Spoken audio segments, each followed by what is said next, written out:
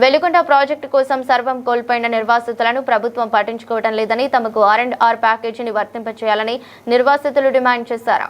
మార్కాపురం జిల్లా మార్కాపురం పట్టణంలోని కలెక్టర్ కార్యాలయంలో పెద్దారవీడు మండలం సుంకేసుల గ్రామానికి చెందిన నిర్వాసితులు జిల్లా కలెక్టర్కు వినతి పత్రం అందజేశారు. అనంతరం మాట్లాడుతూ ప్రాజెక్టు కోసం తమ భూములు స్థలాలు కోల్పోయిన నిర్వాసితులుగా గుర్తించడంలో అధికారులు పూర్తిగా విఫలమయ్యారని ఆవేదన వ్యక్తం చేశారు. R&R ప్యాకేజీ వర్తింపు చేయకుండా తమ పేర్లను నిర్వాసితుల జాబితా నుంచి తొలగించారని ఆరోపించారు. నిజమైన లబ్ధిదారులను తొలగించి నకిలీ పేర్లను జాబితాలో చేర్చి ప్రభుత్వ ఖజానాకు గండికొట్టాలని చూస్తున్నారన్నారు. గత 20 సంవత్సరాలుగా అధికారులు చుట్టూ తిరుగుతున్నప్పటికీ తమకు న్యాయం జరగడం లేదన్నారు. ఇప్పటికైనా సంబంధిత అధికారులు స్పందించి ఎంక్వైరీ కమిటీ ఏర్పాటు చేసి నిజాలను బయటకు తీసి ప్రాజెక్టు కోసం సర్వం కోల్పోయిన తమకు R&R ప్యాకేజీని వర్తించాలని నిర్వాసితులు కోరుతున్నారు.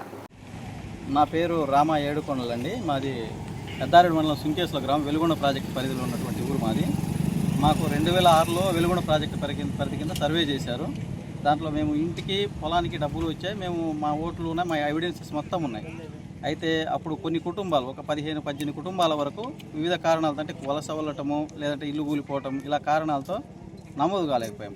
అప్పటి నుంచి తర్వాత ఎన్నిసార్లు అధికారుల చుట్టూ తిరిగినా కానీ వాళ్ళు ఎవిడెన్సెస్ తీసుకుంటున్నారు, అన్నీ మీరే అంటున్నారు కానీ నమోదు చేయట్లేదు.